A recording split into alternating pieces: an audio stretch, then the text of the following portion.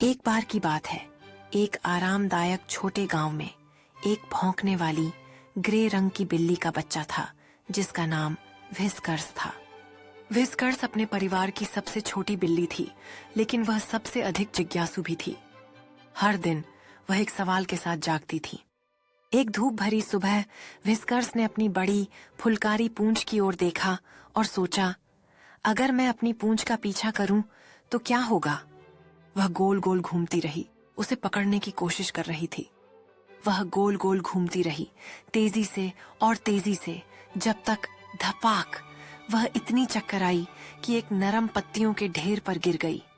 दूसरे बिल्ली के बच्चों ने हंस दिया और यहाँ तक कि मामा कैट ने भी मुस्कुराया। बेवकूफ व्हिस्कर्स, उसने कहा, तुम्हारी पूंछ हमेशा तुम्हारा पीछा करेगी।